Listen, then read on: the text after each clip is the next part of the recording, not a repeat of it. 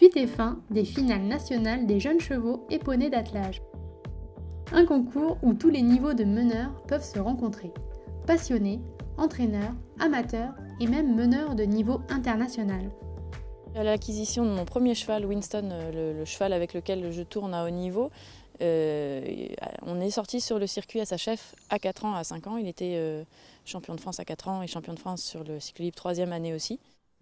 Grâce au circuit à sa chef, les chevaux acquièrent une certaine expérience sur un circuit adapté, ce qui fait que quand on arrive sur le circuit national, les chevaux sont déjà prêts mentalement, ils ont déjà fait diverses manifestations et ils sont prêts à tourner sur le circuit national avec déjà une certaine expérience. De l'expérience cette année, Guillaume Swing, son jeune KWPM, proposé à la vente, en aura acquis. Il s'impose dans la catégorie chevaux de sang en réalisant une maniabilité à 3 points et donc un total après les 2 épreuves de 84%. C'est un travail de longue haleine parce que souvent les chevaux on les a détectés, on les a recherchés, on va nous-mêmes les chercher en Hollande.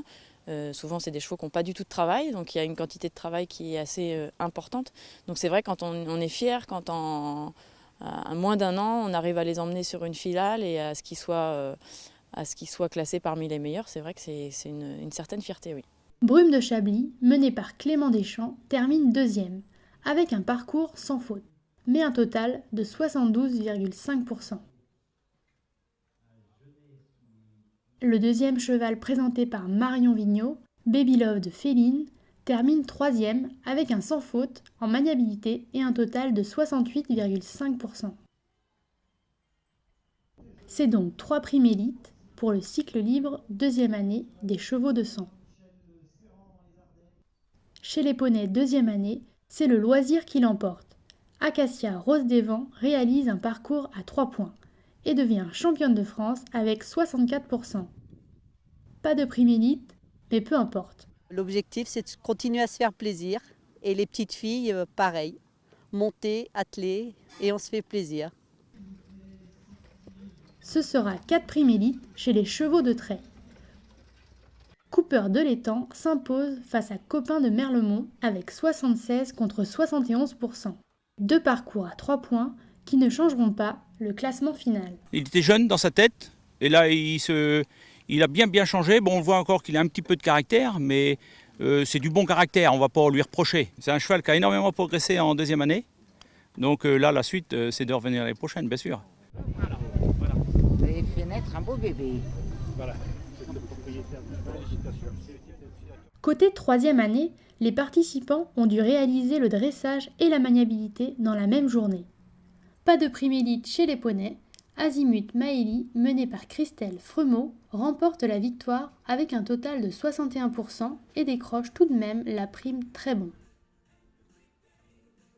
Un niveau exigé très élevé aussi pour les chevaux de trait qui ne totaliseront pas plus de 50%. Il y a eu un changement de règlement SHF en début d'année pour se coller en fait le plus près possible du règlement international jeunes chevaux, pour avoir des chevaux français qui fassent la finale mondiale. Et puis donc on est bien dans l'optique qui est la promotion du cheval de sport. Donc on a une note quand même sur ces protocoles de dressage à poser pour l'avenir du jeune cheval dans notre discipline qu'est l'attelage. Plus sportif alors, les chevaux de sang obtiennent 2 primes élites. Evita Jeff, déjà primée élite l'an passé en 2e année, remporte le concours avec un excellent dressage à 76%. Une erreur sur le parcours de maniabilité et donc un total de 73% pour le cheval de sport belge du meneur François Dutillois. La Benjamine des chevaux de sang, éolienne, menée par Pierre-Richard Legros, confirme la prime de 2015 et s'octroie l'élite avec un total de 71%.